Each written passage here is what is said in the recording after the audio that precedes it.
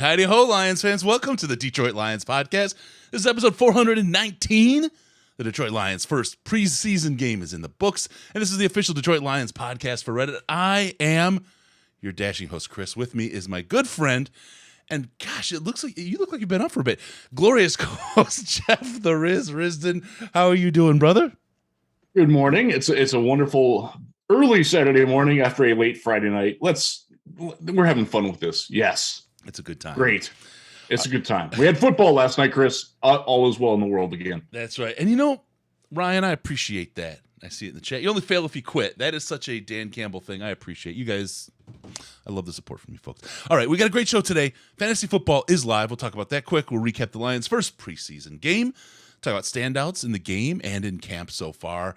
Of course, it's impossible not to talk about Hard Knocks because it's Hard Knocks. Riz, have you seen these? In what? These nuts? And we'll talk Lions big picture stuff as well and a whole lot more. We got a great show lined up. Riz, you ready to go, my man?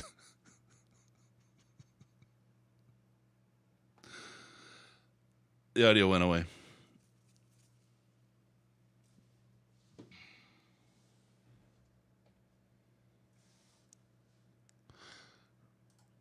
Okay. Guess what, Riz?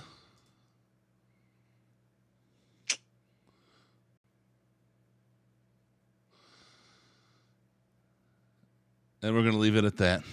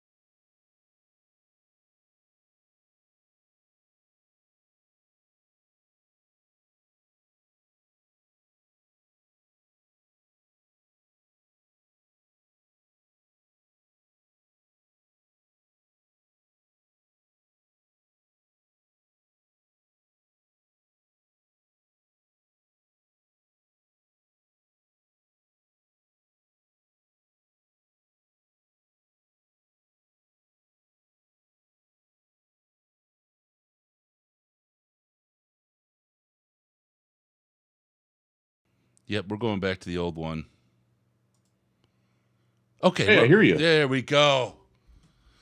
I hear you. Here we Can go. you hear me? Yep. Okay, we'll pick All up. right. We'll pick up right from where we left off. I'm just going to tell you all Okay. right now. Stay away from road. They build garbage. All right, let's get with it. We'll get right into it. Fantasy football is live right now. Thank you guys for staying with us here. Appreciate that. We got a lot of stuff to talk about. Fantasy.DetroitLionsPodcast.com. Get yourself locked in. We have great teams. It's a fundraiser to help us burn this new board. This is the second one they've sent me. Burn this publicly in effigy and in reality. It'll be a good time. And replace it. I'm going to go back to the old one. I don't know what I'm going to do with this thing. It's just an absolute disaster. Fantasy football is... Be it the alligators in your backyard. Who knows? There we go. Fantasy football is live. Join us for some of the fun. You'll have an awesome, awesome time. Fantasy.DetroitLionsPodcast.com. We have 2 different leagues. 4 of the 12 people in every league wins. You have 1 in 3 chance of winning just by showing up and knowing that other people just aren't as smart as you. Fantasy.DetroitLionsPodcast.com. Come in, play against us, play with us, whatever. Have some fun. It's one of the best times, and it helps the show out. It's a really, really fun thing. All right, let's talk about it. Lions happened to play some football last night, Riz, and it was actually pretty fun. It was a really exciting game. The end of the fourth quarter looked like a road podcaster crappy mixing board, but other than that, it was a pretty good game. That first team, buddy. Holy moly. I liked what I saw. First team offense was incredible. First play didn't go so well.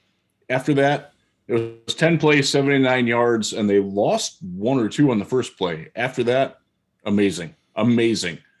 Offensive line completely dominated. Just blew the Falcons away. Goff was great. He was sharp. He was 3 of 4. The one miss was a Jamal Williams drop that hit him like where it needed to be. It had to be a high throw because the defender was closing low. Hit him in the hands up here and then hit his face mask and bounced away. Goff was great. Took exactly what the defense gave him, and they made some plays. And DeAndre Swift looked fantastic. Good time. Great start. I'm going to go out there on a limb, and I'm going to put I told you beforehand and laughed. Everyone ahead of the season was talking about, oh, Goff can't do it. Goff's only as good as the team around him. Goff, I mean, it's one drive, so let's not go too far here, right? But right. I completely recognize 10 plays. That. Right. But Goff looked really, really good. It just doesn't look like he has a team. He was the high point of the night for me. He just was smoking. Although there was another player who impressed me, played far beyond what I thought he would. But Goff was it last night. He did great. Loved watching him play. He has a little wobble to his throw, but it goes where it's supposed to. You know, it isn't that beautiful Stafford spiral, but that ball gets to where it needs to be. He looked really good out there. Good touch. Put the ball where it had to be. I like it. If I could see that Goff all season, I'm a happy man. I am too. Give me that. That's what I want. And some of it is the fact that he's definitely more comfortable with the weapons that he has. We saw DJ Shark last night. Don't believe he caught a pass. Don't believe he was all that involved. But you saw Amon-Ra work in the middle of the field. You saw Hockenson wasn't there. You saw Brock Wright fill in. He did some good things, even though I don't think he touched the ball in the first round. He might have gotten like one pass, but he got a pass real early. He did. Yep. But we saw the genesis of what Ben Johnson is trying to do with the offense. And by the way, Ben Johnson did call the plays last night. That's going to be something that gets asked of Dan tomorrow morning when we get a chance to talk to him in the media. So Ben did call the plays last night for anybody who was wondering. That's still something that is up in the air for the year. Last night looked pretty good. Even when the backups came in after it, I thought that the play calls were fine. The execution, not so much. Yeah. Well, it was hit and miss. I'll give them that. But yeah, the starters and just the way, and I want to single out two guys who don't get a lot of press most of the time. I thought the 2 best players outside of Goff on the first drive were Halapoulivaati Vaitai and Jonah Jackson, the guards. They owned the Falcons. They dominated those guys. Look, Ragnow was great. Tackles were fine. The guards absolutely destroyed the Falcons. Yeah, 100%. And again, tribute to or credit to Hank Fraley and that entire offensive line. They're looking really good. Loved Halapalooty Vitai's play. He again, I mean, he's likely making more. The contract just wasn't as great as it could be, but he's come around. I really like where he's at. Can I tell you a guy who surprised me, and it was later in the game, but I didn't expect even to see him, and this could be a little diamond in the rough on the offensive side of the ball. Devin Funchess, the hurdle. I just had a good game. He made my post-game notes. It's one of the takeaways. 4 catches. I think he only got 19 yards, but he got a touchdown. Great touchdown. By the way, that throw from Tim Boyle. Yes. Wow. That's why he's still around, folks. He can do that. Doesn't do it often enough or consistent enough, but he can do that. Mm-hmm. That was a great play. That was and Funchess was just out there catching balls, running. I mean he is definitely a threat. This guy could and they walked through. Let's see, he was injured in 2019. He COVID opted out in 2020. 2021 he got summer dropped by the Packers, right? They cut him. Yeah. Is that what happened? Yeah, with injured status. Yeah. He looks like he's been working it. He looks like he's really been working it and wants to come back and wants to play hard. He was out there, and this is the kind of staff, and we'll get into that when we get into Hard Knocks. This is the kind of staff that could really benefit a guy like Devin Funchess. Yeah. So he had played, and by the way, he got injured in week 1 in 2019. Mm-hmm. So he's had almost 3 full years off and switched positions and has been on 3 different teams now. That's there's a lot that has gone on for Devin Funchess. He is definitely one to root for, and he had a great night last night with apparently a bunch of friends and family in the stands too at Ford Field, which is that's awesome. I love that. Love it. And then it comes to be the light of your end of your tunnel. We'll get into that too. All right, O-line very solid. Hutch, let's dive a little bit into Hutch because his start was like please. I was of two minds, okay, and it was and I don't want to be the jinxy guy here, but you remember the Quandre Diggs interception against the Jets to start off the season? I saw Hutch and I'm like, yeah, like it just, I had this touched in my fandom flashback. I was like, oh, dude, no, you are scarred. Oh, you know it. Lionized. Hutch looked great, just blew up the left tackle. Played Not well. Any left tackle, by the way. That's Jake Matthews, former top 10 overall pick, 2-time Pro Bowler. Yeah. Jake Matthews at left tackle. Didn't touch him. Yep. So that, and then we see, and he played well. I think there's one thing that we saw through the first quarter, at least into the second quarter for sure. The defense was over pursuing. And I mean, I saw that early, and the Falcons did a great job of knowing and playing, mitigating against that, using misdirection and other things to leave the defense out of position so that they could move yards. Marcus Mariota being mobile. This is, again, I'm going to throw back to the touch you in your fandom years, but the one thing we saw, like with the Chiefs, when Patricia's defense played against them, it was a contain, right? You're going to contain Patrick Mahomes, make him just be a quarterback. Don't let him scramble. We did the opposite. We were running not with his all over. Right. We were over pursuing a mobile quarterback. And look, Marcus Mariota is not Patrick Mahomes, but it just was the wrong recipe, right? It was the wrong recipe for that game. Right? Yeah, and I wrote about this morning on Lions Wire, and there's a couple things that go with it. One is the fact that they do not practice against a mobile quarterback. I think that's a big problem. We have seen it. I believe it was Monday's practice where Jared Goff took off and got 30 yards twice on runs that weren't designed runs. He's just like, there's nobody here. I'm going to go. And he did it. If Goff is doing that, imagine what a guy like we saw it, what Mariota can do, what Desmond Ridder can do, what Jalen Hurts is going to do in week 1. And by the way, the Eagles looked phenomenal last night. That's I don't want to be a downer on people. I'm telling you all, Week 1 is the most difficult game on the schedule for the Lions in terms of X's and O's. Do not get frustrated by it. The Eagles are a playoff team. They're going to win 11, 12 games, and they are a nightmare matchup because of how they approach the game against what the Lions do. One of the things, and this ties into this, the Lions defense is aggressive. When you're aggressive, you're trying to make things happen. Well, when you don't finish the play, things happen for the other side. And you saw a lot of that last night. You saw everybody backside over pursuit. And the linebackers that are supposed to rotate around back, or the safety on the backside, was late consistently. The slot corner, I'm going to single out AJ Parker here because he got blasted twice on it. Completely abandoned his backside gap responsibilities on a couple of plays where the defensive ends over pursued. That's not on the defensive ends. That's on Parker, and it's on the linebackers getting out there. Malcolm Rodriguez was late a couple of times to get out there. Kirby Joseph never got out there.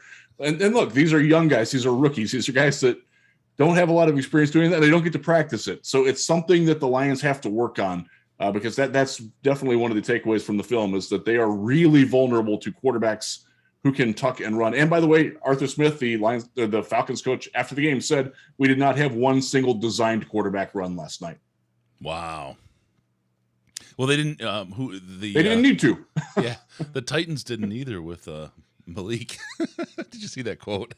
They wanted to see. By the way, good on Mike Vrabel for doing that, but then you bring in Logan Woodside and he runs up the middle on the first play. Yeah. It's like pinch running Cecil Fielder for Tim Raines or something. Oops. Cecil Fielder. There's a name I haven't heard in a long time. That's great. Malik did some good things. He did some bad things. It was a fun watch. That's the only other game that I've watched in total so far. And I came away thinking that the Titans defense needs to get better more than anything else, honestly. Yeah, and I'll tell you, one of the things that Malik Willis is going to be fun to watch, bottom line. I don't know how good he's going to be. Absolutely. But he is going to be a lot of fun to watch. And that's, you know what? Football's about fun. So there you go. All right. We'll talk a little bit. So other than the over pursuit, right? I think we attacked, and again, you're playing a little bit of a vanilla defense. You're not doing a whole lot of adjustments during the game, right? This is preseason. We know that. People are going to say I'm nuts. They played better than I thought they would, though. To be 100% honest, my expectations were really, really, really low for this defense. So it's going to be a year, and this is something I've recognized for a couple weeks now. It's going to be a year where this team has to outscore its opponents. We are a team this year that is hinging upon its offensive performance rather than its defensive performance. Now, I say that, and I see what we are today, and I also recognize that the Lions are a team constantly evolving in perpetual evolution. That doesn't mean this team won't get better on defense as the year goes on. You're right about the Philadelphia game. Not just about how good Philadelphia is and how they match up against us, but the fact that it's the first game of the season, right? I think it's a different game in injuries aside, in week 17. You know what I mean? I think it's a whole different thing. So it kind of stinks coming out of the gate, out of the blocks against Philly. But by the same token, I guarantee you, Coach Campbell has had this circled on the calendar. This is a game that they've been looking at and planning for a long time. So it'll be fun. And also, this is always a thing we talk about every year. Week 1 is fool's gold. If we beat the Eagles, which is, you look at it today and say, wow, it's, but I'd say there's a 40% chance because there's so much just goofiness that happens in week 1 that's not real. Don't hang your hat on a win too much.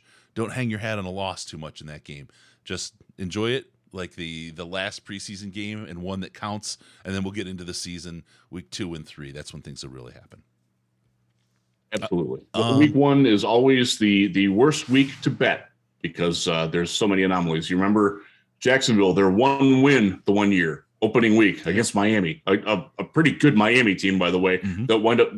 That loss wound up keeping Miami out of the playoffs. That was the only game that Jacksonville won all year. Yeah, that's the way it goes. Yeah. All right, let's get. I want to talk about the linebackers, okay? And I've seen it in the chat. It's going crazy. Let me really quick. Thank you, Steve, for the super chat. Young linebackers thinking too much. We'll get into that a little bit. Jared Davis. I mean, they couldn't stop talking about him. He was all over the field. My man was playing pretty. Look, he had a couple plays where he was, oh, that's Jared Davis. And he had a whole number of plays. He was all over the place. I really loved what I saw from him as far as how he's evolved as a player and how he may well fit into this defense and is a pretty strong player.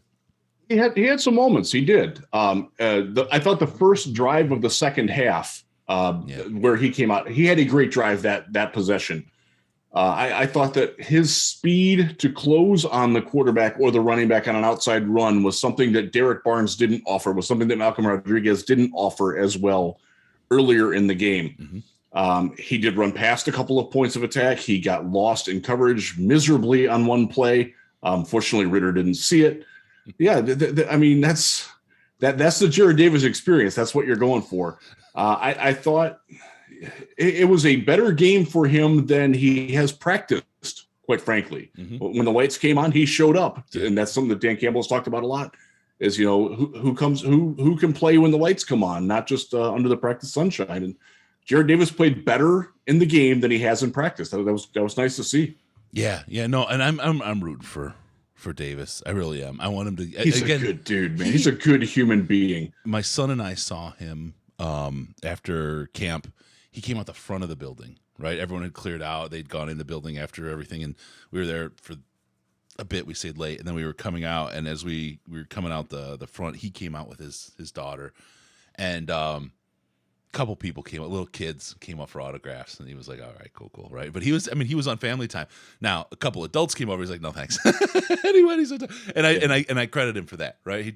I do too. I'll tell you too, the other guy that deserves a lot of credit, maybe not as your starting quarterback, but Boyle. God, as a person, just really a great guy. He was really great to everybody out there, and stayed till as long as they would let him to hang out with the folks wanting autographs and stuff. So that was good.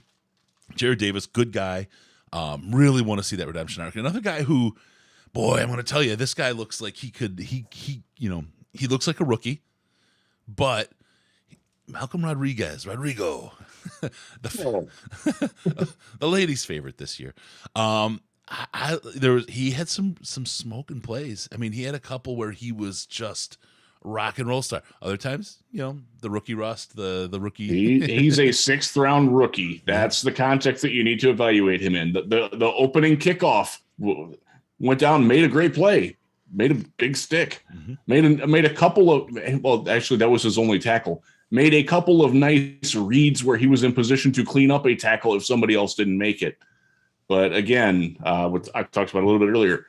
He was late recognizing the backside containment responsibilities from his position at least twice that I saw. I haven't rewatched the game yet. I will do that probably tomorrow morning and offer thoughts on it. But yeah, he energy, great. I thought his coverage was solid. And I thought there was a lot to like. He's going to be a guy. I think we saw it in the first Hard Knocks that, fan favorite, easy on the eyes. The ladies are going to like him. And he's a Detroit kind of linebacker. He plays the game the way Chris Spielman played the game. It's easy to see why the Lions liked him. I'm not saying he's Chris Spielman. I'm not saying he's the second coming of Chris Spielman, but you can't avoid the stylistic similarities there. Oh, for sure. Love him. He was fun. His little smile, his dimples, I was told, is what makes him so endearing. And he's got that going for him. Yeah. Got some moves too. Showed it in Hard Knocks. The salsa dancing, the smile, the dancing. He's got it all. He is going to be a great personality. Pull a lot of people in on the Hard Knocks thing. I want to talk about something else really quick. Rodrigo has amazing teeth for sure. Micro Mike. They're almost as bright as Ross's was when he slept with the white strips in, if anyone remembers that old episode of Friends. Oh my goodness. There's a throwback. Yes. We're going to take a second. In a second, we're going to get you, Riz, to start going waxing poetic about Kennedy, but Brandon, Chris, and Jeff, do you think they should have skipped on the safety Kyle Hamilton by picking JMO? I'm going to say it's way too early to try to make that evaluation. If JMO rolls out and never plays, his legs in 14 pieces, I'm trying to be silly extreme here. Yeah, that was a terrible move. JMO comes out, drops 1,500 yards this year after missing 4 games. I'm in, right? Well, we have to see. We don't have the data to make that. Yeah, it's way too early on that, and we got to see what Kyle Hamilton does too. I liked Hamilton a lot. He was the number 1 player on my draft board this year. I think he's going to be a fantastic player, but they made a conscious decision to go in a different direction, and we got to see what that direction leads to before we make any judgment on it. Yeah. All right. So with that, I wanted to really there's one thing I want to touch on if I can, and then we'll kind of go back to to some of the play we saw. Roughing the passer was supposed to be a point of de-emphasis this year, if you remember. They were going to lay off on that. And then the Lions, Jared Davis got called on what I would say, even with the old rules, was a real BS-y roughing the passer call. And I'm not here to complain about the refs. Please don't. This is preseason. It doesn't matter. But what it is trying to get consistency and an understanding of what the rules are. And every year, the preseason, when they talk about the points of emphasis or de-emphasis, they show those. That was not a call that should have been made. And that's going to lead to confusion in the league if they do dumb shit like that. I would say I actually agreed with the call. He took 2 full steps. Now, the steps were not of his own creation. He got pushed by Chris Board, his own teammate. Right. But he did, in fact, make contact well after the ball was gone when the quarterback was still in a defenseless and protected position. That's the terminology you got to remember. They are protected by the league rules in that situation. Davis made contact with him, knocked him to the ground. By the letter of the law, it was a penalty, and I don't think it was a bad call. I do think that. I will absolve Davis a little bit in the fact that the Board pushed him. Yep. And that's a guy trying to make a play. I'm not going to fault Chris Board for that either. No. And okay. And we'll say, okay, that's the baseline now. I'll agree with you on that. Then the next question I have, this is incredible. The next question I have. All right. There we go. You're back. The next question I have then is the hit on, was it Blau or Boy? It was Blau, I think, that slid and got hit after he slid, and there was no call. And they didn't call it. That's ridiculous. I took everything you just said about protect the quarterback and all that, and then this was like an absolutely obvious play, and this is where I'm going, right? Not complaining. Again, I want to be real clear. I'm not complaining about the officiating, but we're trying to establish what the rules are this year for the players, and we've got them, given them now an absolutely inconsistent message, and that's got to be frustrating for the players. And I know as a fan from many years of this that's very, very frustrating from a fan's perspective as well when you don't know what the rules are. Calvin Johnson catch. That was a play, the Blau play that you have in question, where I have seen. I've seen Cam Newton get that call. I've seen Aaron Rodgers get that call without even being touched. Mm-hmm. And then I've seen Joe Burrow not get the call. We saw David Blau not get the call last night. There's a famous incident, and Texans fans will know exactly what I'm talking about, where Brock Osweiler was starting to get up and got knocked back down by the Patriots in their one of their ugly games against the Patriots, and they didn't call it, and they actually earned an unsportsmanlike conduct because they protested so violently about it. Like, how is this not a penalty? So yeah, it's frustrating, very frustrating. Vigorous protestations, as it were. Yes. So we'll see. This is interesting. This is going to be one to watch because the league has called attention to it. If it was just a inconsistency, okay, that's fine. We'll talk about it. But this was one of the things that they've said is a point of, we'll call it de-emphasis, and now it's inconsistent. And you're watching to see what they're trying to establish as the rules, and they should have just not talked about it because now it's a mess. I will say it's interesting that the Lions. So every year the NFL has officials go around from camp to camp and explain the rule changes and the emphasis and the de-emphasis. They have videos that go with it. They haven't had that in Detroit yet. I think they're actually getting it in Indianapolis this week. But so that might help, like at least from the team perspective, clear up some of the things. And then generally the media gets to sit in on a press conference about that too, which is kind of cool. But this is not complaining about the officiating, because it's preseason for them too. They're learning as well. Yep. But the inconsistent application of the rules is definitely frustrating. Yeah, no. All right, so then we want to talk about the linebackers a little bit. I know that's your favorite position, Riz. You are an advocate for a first did not overall. play well last night. First overall pick at linebacker. To be kind. The Lions are really testing your oh no, not before the third round. No linebackers before the third. You're going to be screaming for a first round linebacker one of these years until they don't get it together, man. Yeah. So and last night again we talked about, the style of play that the Falcons run is not conducive for having bad linebackers. Yes. So next week, the Colts, Matt Ryan can't move.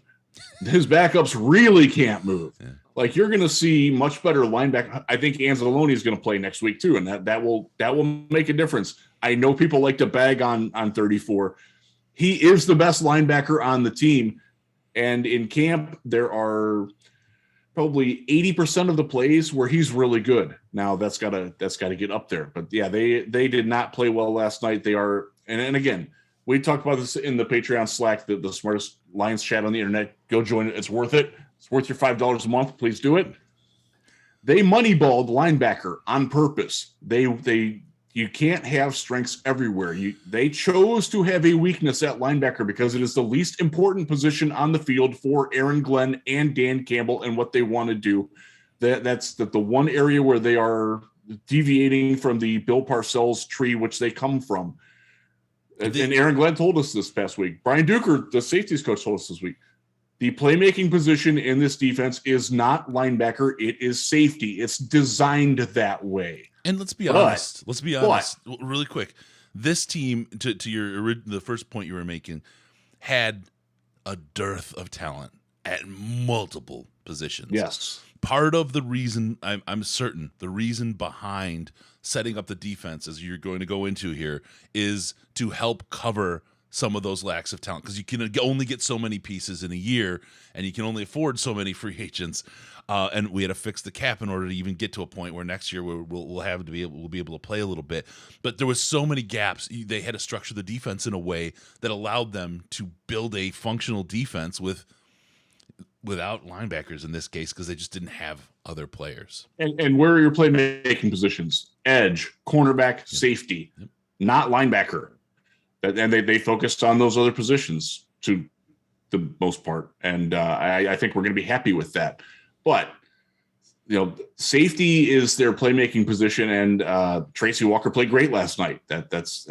Now, the linebackers that they've got have got to play better. And one of the things that they are required to do is to be where they are supposed to be when they're supposed to be there. And from Derek Barnes last night, specifically on Atlanta's first drive, we did not see that. He wasn't where he was supposed to be when he was supposed to be there. I don't think at all. He's not had a great camp. It's time to start worrying a little bit about Derek Barnes and his progression. He had a fantastic tackle for loss later when he's attacking and reading downhill and assigned to be that aggressive. It's good.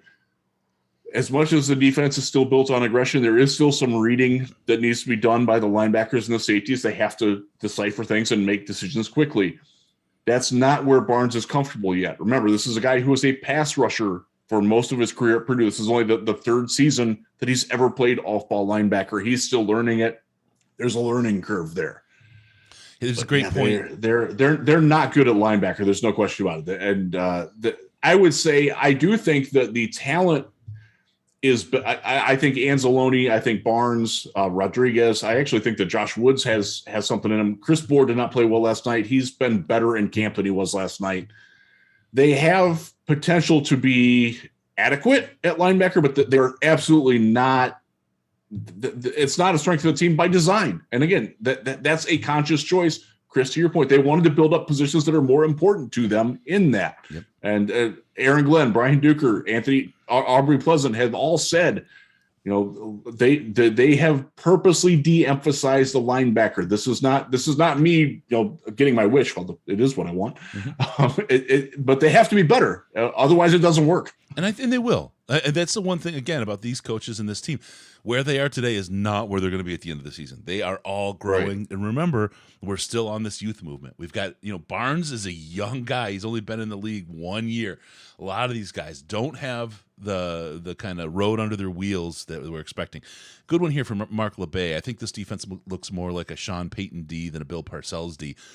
Well, I think Sean Payton's D is an evolution of the Parcells defense, and I would say that this is an evolution of the Sean Payton defense, right? I mean, I think you can trace the roots back to Parcells, but you can't. I mean, we watched Matt Patricia try to run the 1986 Giants defense forever, and it doesn't work today. Yeah. You have to be able to evolve. So I think what we have is, again, given the talent you had when they took over this team, and then the coaches they got, how they're evolving and designing this defense is really around the talent they have. Again, look, we don't have linebackers. That's a de-emphasized position because we didn't have linebackers. We had needs at other positions. They're now building toward something that de-emphasizes the linebackers to help maximize their strength and build this defense around the talent that they have as well as the talent that they plan on getting. This is much better than trying to ask players like Jared Davis to run a read and react defense like Matt Patricia wanted him to do. That you're now tailoring your defense to your players. This is a big deal, and people should get used to this and be more excited about it than I think what they are, of course. And I will say that the safeties not playing well outside of Tracy Walker behind the linebackers did not help the perception of the linebackers last night. I thought Tracy played a great game. I thought did you say safeties? Kirby Joseph did not play well. Did you say the safeties? It was rough. Juju Hughes did not play well at all. The touchdown pass at the end, look, Boswell's got to make a play on that ball too at corner, but you saw Juju Hughes sprinting across the field because he wasn't where he was supposed to be because he got lost. Were you talking about the safety play has to be better too? So you're talking about the safeties? Yes. These nuts. Sorry. I just want to play that every minute. You're still 12. I love it. Oh, man. Okay, yeah. No, absolutely. So Tracy Walker, look, Kirby. Let's talk about Kirby a little bit. Kirby Joseph out there. Another guy who had a mixed bag of success. He had a couple plays where he looked really strong. He had a couple plays where he looked like a rookie. Preseason game, a little bit vanilla on the defense. This again, I'm not this defense played better than I expected them to. I'm not saying they were great. I'm not saying, I'm not shipping Kool-Aid down the street here, but I didn't have high expectations. So I was really happy with what we've seen so far out of these guys. I was frustrated by the lack of, we talked about it already. The quarterback running. I also thought that the coverage. I don't think that the outside corners played well. Jeff Okudah was the next guy I was going to go to. Yep. Yeah. Arthur Warrior got beat badly by Drake London on a drag route where it was a nice throw by Mariota, but that's a play that he's got to make. Like, you're in position to do that. You just let him catch it, and that was rough.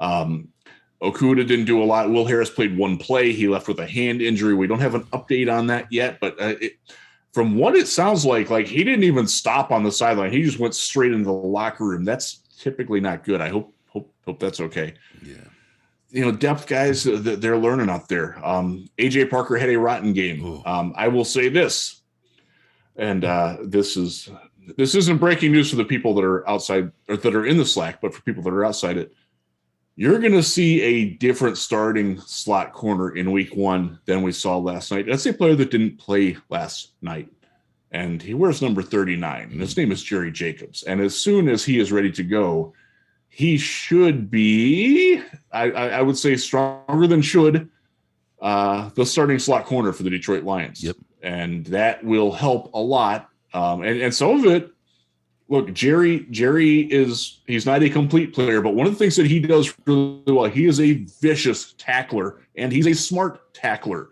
And he's not going to get lost the way that AJ Parker did, the way that Chase Lucas, who, by the way, is a pretty smart player in his own right, Did not have a great debut either. Made one nice closing tackle, but that's and should have had an interception, dropped it. Yep. I saw things to like from Chase Lucas there, but yeah, that and you talk about defensive evolving. That's one of the areas where they're going to evolve and move things around. And I can't say for certain that Jerry will be activated for week 1, but I'm leaning towards him being out there on week 1. When I do the next 53-man roster projection, I'm going to have him being on the active roster and somebody else not being on it. Yeah. And the thing about Jerry, and this is something I noticed with the ones on the field as well. I don't know if anybody else saw this, but the tackling was much improved year over year. Yes. And then year over year over year, incredibly. You know, Patricia talked about fundamentals all the time, but they tackling was a huge issue for the team. Those ones last night came out, and they were tackling. I mean, my son just turned to me and said, these guys, I don't remember them ever tackling like this. Right. And it was like. Now, there's a difference between, like, the physical act of tackling I thought was very good. Mm-hmm. And we saw a lot of different examples of that. The getting in position to make the tackle was where they struggled. Yeah. Oh, yeah. But I think a lot of that was out of the over pursuit. I mean, I think that was Definitely. how they set up and how they were executing. I don't think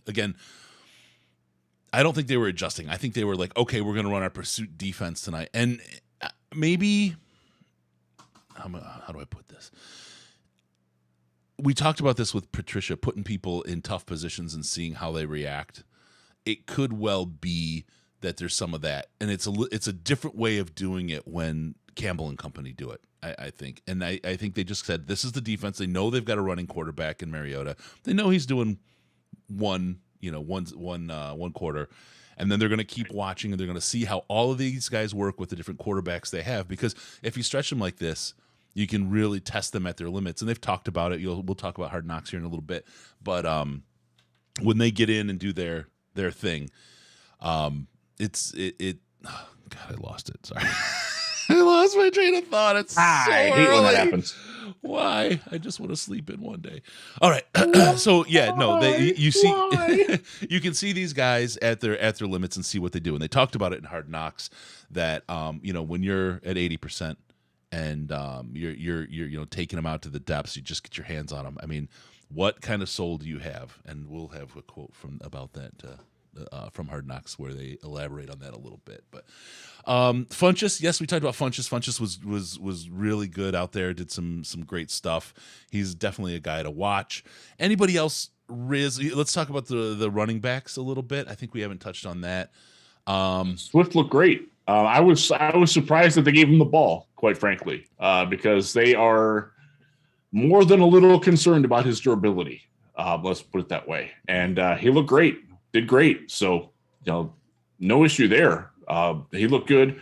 Jamal dropped a pass. I thought he ran very well. I thought he read blocks well. And that's something that's critical for Jamal because he's not the biggest, he's not the fastest, but when he gets that package going, he did well. You saw some things. Jamar, I thought, missed some opportunities. Just to go bigger picture, I don't think Jamar's making the team. Some of it is the fact that he's, how to be polite about it, not adept in passing situations. I'll be gentle on him. You've had enough of that shit. Yeah. So if he's missing holes and cutback lanes, and he did that a couple times just from my first watch, I noticed that, probably not going to go too well for him. Yeah, no, I'm with you. So yeah, running backs as a whole, Swift was, I don't want to say unimpressive. He was mediocre. I felt like, Jamal Williams was mediocre. Dropped that pass, which was really early. That hurt. Really disappointing to me because the expectation is that he's going to catch those. He just didn't have the concentration. It's a one play.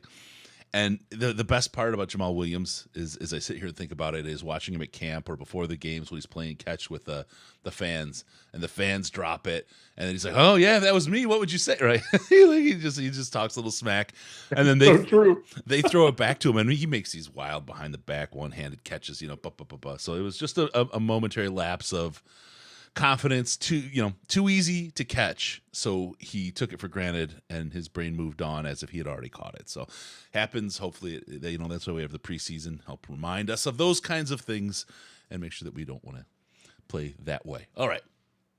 Let's see. With that, anything else you want to cover overall? Special teams? Would you like to talk about special teams at all? Kickers were great. I will say Riley Patterson, he's not known for having a big leg. In Wednesday's practice and then again last night, he put kickoffs 8 yards deep in the end zone. I've never seen him do that before. That's a concerted effort on his part, and it's the reason why Seibert hasn't won the job yet, because Patterson is getting better at what he needs to get better at. That's coaching, folks. Dave Phipp knows what the hell he's doing. Oh, hell yeah. Phipp is great. And I'll tell you what, Patterson also working his butt off out there. Early in practice, first day of pads, the last practice before pads, he couldn't bang a 50-yarder through. I mean, he just couldn't. He bounced it off the lower bar. He came short, wide, whatever. He just couldn't do that. And starting to see some leg appear. I don't know if he's, he quit skipping leg day or whatever. But my guy's showing up, and I like what I'm seeing. He's a good kid, great personality, accurate. Would love to see him just get that kind of the depth out of that ball, like you're talking about kickoffs. Yeah, coverage units were good. Rodrigo did great. Josh Woods had a great rep. I thought return game, not so great. My guy Khalil Pimpleton had the nice return at the end. I'm glad he tried to run it out. That you're trying to make plays in that situation.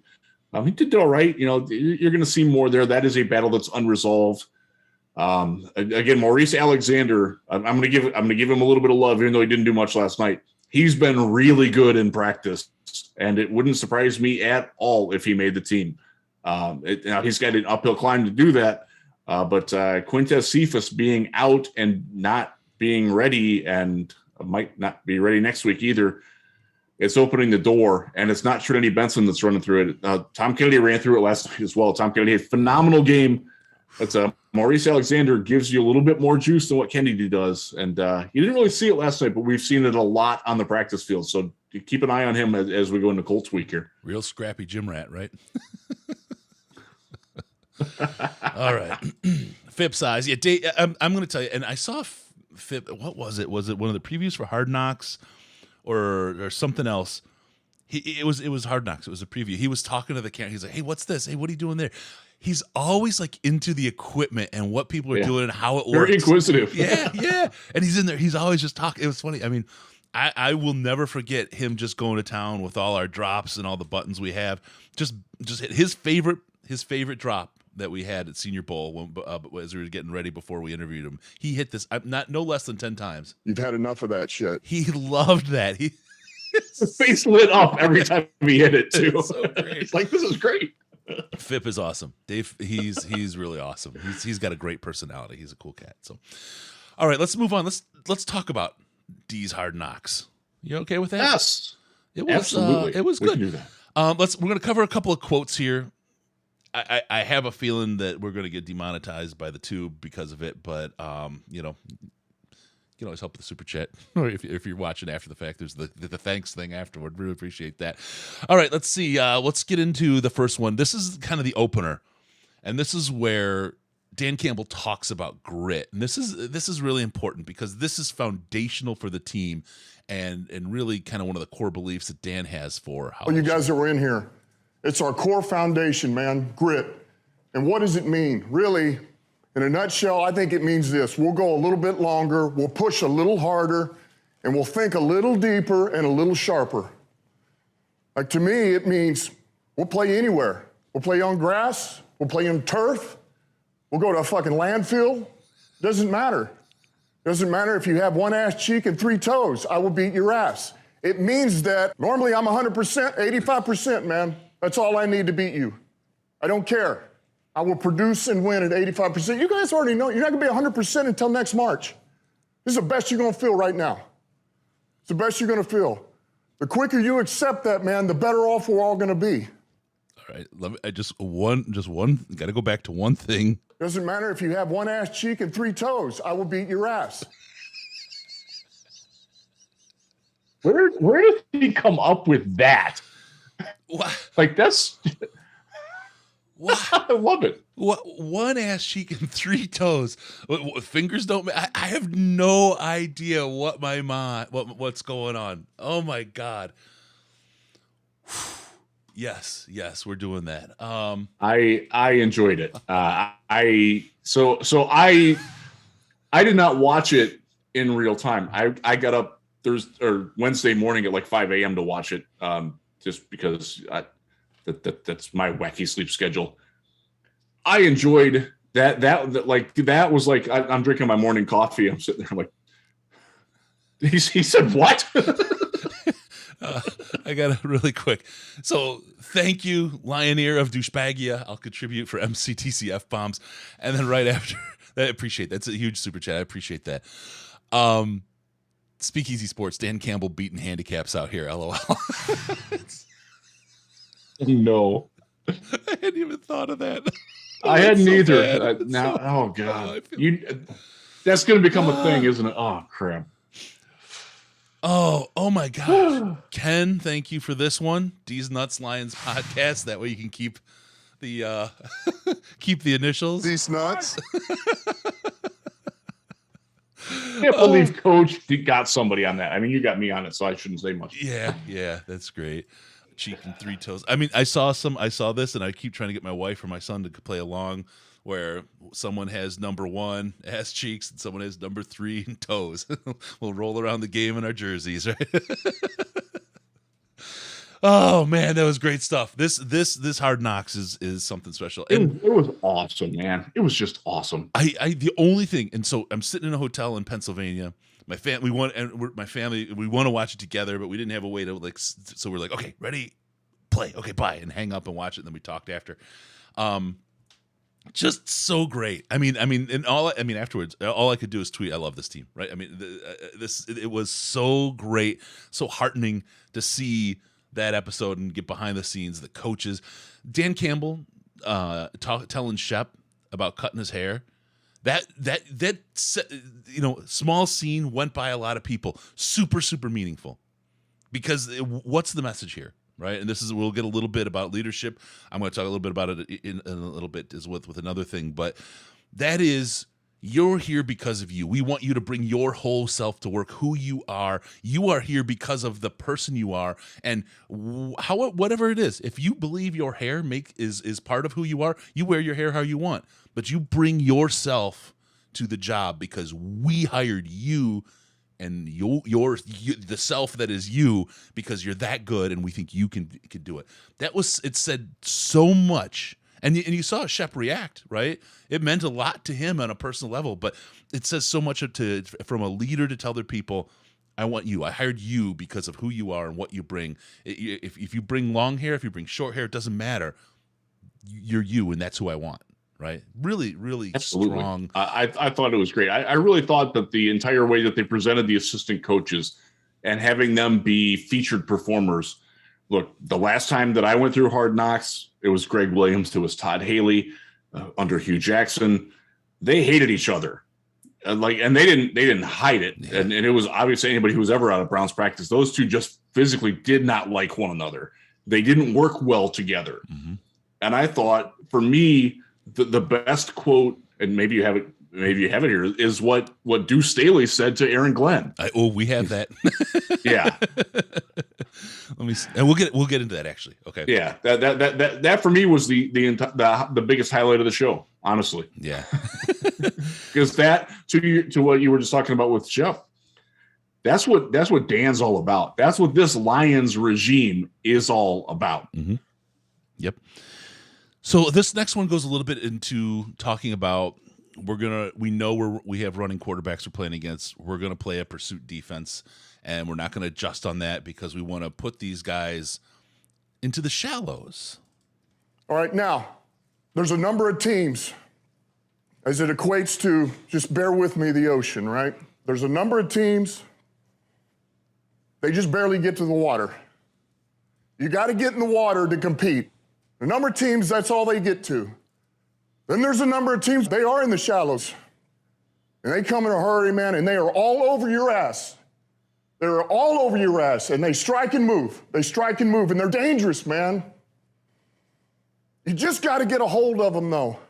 If you can just get a hold of them and you start dragging their ass out to the deep, dark abyss, you can drown them. And that's what we got to be. That's who we have to be, because that's our domain. That is our domain. Because we'll tread water as long as it takes to fucking bury you. We'll go as long as it takes because we can and we choose to. That's who we are. That's who we have to be. Now, it goes without saying, the teams that are dangerous in the shallows and the abyss are probably the top 4 or 5 in this league. That's who they are. And that's what we're working to. There you go. All right, and that's one where they, it's YouTube. I mean, that's fair use. We're doing some news reporting here on an event that happened, so it shouldn't get demonetized. But that's where YouTube always grabs you, is on those kinds of clips right there. So that's how it is. But anyway, what a great quote, right? I mean, you get them into the shallows. They may be quick, but you get a hold of them and you take them out to the depths, and then you bury them. I don't know if you bury people. I mean, Hugh just said you drown them, but the metaphors get a little mixed sometimes. One ass cheek, 3 toes, the whole thing. Everyone, the Germans bombed Pearl Harbor. That's all I can think of when he said it. Completely, the Germans bombing Pearl Harbor. That's what happened there. So that's from a movie, kids. By the way, go watch Animal House, please. If you haven't seen it, watch it. You just need to. Yeah. If you're under 40, watch it. Required viewing for today. All right, I'm going to. Where are we? Here we go. Okay, so you have the setup. You have the player. You have coach putting everything together, putting the guys on notice that we are a team that fights hard. We're a team that doesn't give up. We're a team, this is bigger than biting kneecaps. We're going to get our hands on them, and we're going to take them out to the depths, and we're going to drown them, bury them, whatever. Really, really, really good stuff. But it wasn't without fun, and this is a little bit of a longer clip, but this is worth it because it's such a grand moment. How do the guys have fun? Well, tell me your name and how much you. My name's Aiden Hutchinson. I'm from Michigan, and my signing bonus was $23 million.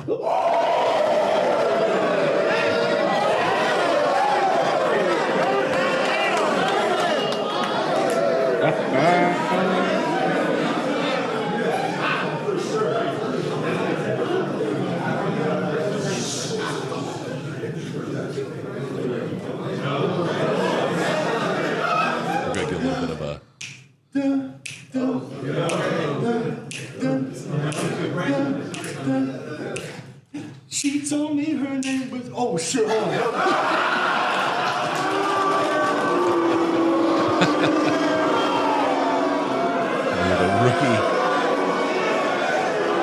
the rookie gauntlet. Reload.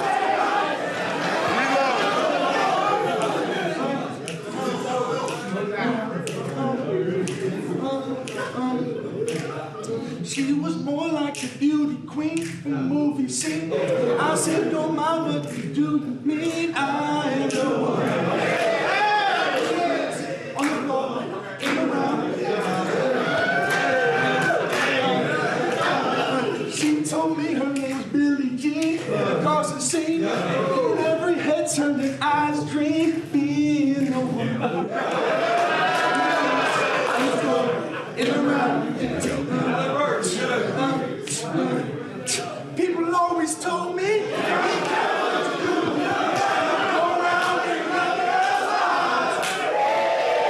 Mother always told me. Be careful what you love. Be careful what you do.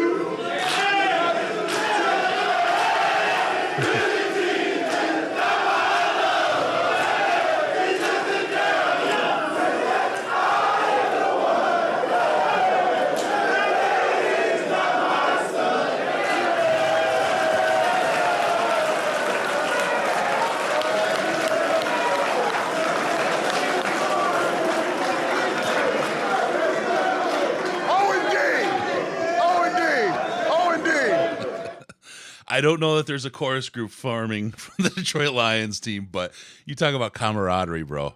I was singing Billie Jean. What are you talking about? That was amazing. The fact that everybody got into it like that they're comfortable enough around that. Jared Davis ripped his shirt off during that. Like that's brotherhood, man. That's what it's all about. It was such a great scene, such a great time. Loved it. Absolutely loved it. All right. So then, there's the understanding of who we are. They define who they are. they have a little bit of fun. The rookie comes in, and you see he messes up in the beginning, gets a little bit of the rookie boo haze, and then comes in, and everybody gets behind him. I mean, that room full of people singing tells you what a team it is. It was great. It was great. All right, so they get out, and they have the team out there. I was here the practice before, this practice, and the practice after. The first day of pads. This was interesting, the closeout, because I haven't heard anyone in the media or anywhere talk about this, but at the end of practice, when they grouped up and talk, and we have the audio here, they played it on Hard Knocks. They were together for a long time, and this is the thing, you can hear some of the audio cuts in the show. They're really obvious hearing them audio only, but when you see them with the video, they're not as obvious. But this first day closeout, or this first day of pads closeout, was really interesting because they spent a lot of time talking in the breakdown, and it's you'll hear Campbell first, then we'll get to Jamal Williams, who also did a closeout after Coach Campbell. We get to talk to Aleem McNeil. We talked to a whole bunch of players after this, and Aleem said it was interesting, and you'll hear these quotes, but I want to put this in your head first. Aleem said we got to do better. We were a little down today, but we'll do better tomorrow. We'll bring it back. He walked away, and he knew the practice wasn't the practice that they wanted, and they were being asked for a lot from Campbell, and he talks about it here right now as he closes out the first day of padded practice. So, look, here's what I got to get across, guys. I had a couple of you look at me like, what the fuck? Why are we going live? I swear to God, I'm not a lunatic. I swear to you. And if I absolutely knew we could get to where we need to get without ever putting pads on, I'd do it. I swear to you. I don't want to put anybody in jeopardy. However, I do know this. The studies say you got to get volume and you got to get intensity before a season comes. You have to. If you don't, I'm not getting you prepared, not only physically for injury, but also for us as a team to get better. Defensively, what is the essence of what we do, man? What are the two things? Pursuit and tackle. Pursuit and tackle. Man, if you don't work on tackling, if we don't work on run after catch, making a move, man, what are we doing, man? Then we finally get to week 8 and we come to life because we got enough reps. But I'm telling you, honestly, I'm doing this because it actually does help you with injury if we do it the right way. And we're not going to do it every day. But I got a plan, I swear to you. All I think about is you guys. That's all I think about, man. That's all I fucking think about is you guys and how I set you up for the best fucking possible. The best possible advantage I can give you to have a season, I swear to you, man. I just need you to trust me, that's all. Please. Let's be better tomorrow. There it was. And so off of that, Jamal Williams speaks after this and breaks him down. But you heard what he said. He wasn't happy with what they had. And then Aleem, just talking to him, doing autographs, right, and doing his thing. And he very open, talked about it, and said, we got to do better. Aleem's beast every time I saw him out there. If he wants to do better, awesome. But I was, it was something. So that was really good to see Campbell's breakdown there. Definitely, and it's something that you would not have seen from the prior regime. No, it would not have gone that way. Suffice to say. A question for the chat. Off topic, do you still have a promo code for Diamond CBD? Yeah, go to cbd.detroitlionspodcast.com. Use coupon code LIONS. Lions will get you 55% off. There you go. cbd.detroitlionspodcast.com. All right, so then we go, and we're going to get into the Jamal's breakdown here and the close out of the day in pads. This is, and we saw Jamal too. And what was interesting is he had recovered and was just his Jamal self when we saw him after this. But this is a pretty emotional moment. Well, let y'all know, man, today is the minimum of effort. Tomorrow we're going to come back even better. I know we started out slow. I know we got pads on the first day coming back. I know we looking at Coach crazy, but we got to believe in him, you know what I mean? He gonna put us in the right position. We just got to come out here and be dogs. We got to come out here and know we got to be champions. If today y'all think this is it, this ain't it, we got to keep going. Do not give up. Do not feel like you tired. When you tired, think of last year and think of that fucking record. Every time I get tired or I think I can't go no more, I think of that fucking record. That ain't us. We can make it. We got to believe. We got to be mentally strong. When we tired, that's when we got to put our fundamentals together. That's when we got to be more focused. When we tired, look across the field and see how tired they are. That should give you more effort. Be like, I'm going to beat his ass. I'm going to get fundamentally strong. Everybody's great when they're not tired. The champions is when they tired, that's when the real champions come out. That's when that real dog come out. Because if you go piss like a puppy, stay on the porch and let the big dogs eat. Let them on the fucking field. Have some heart. I get emotional about this. I'm about to cry because I care about y'all. Last year wasn't it. Last year fucking got me angry, pissed. For this year, I'm trying to be better for y'all. When you say I'm tired, I'm gonna keep going. Remember your why. Remember why you play football. I want y'all to give everything you got. Every day.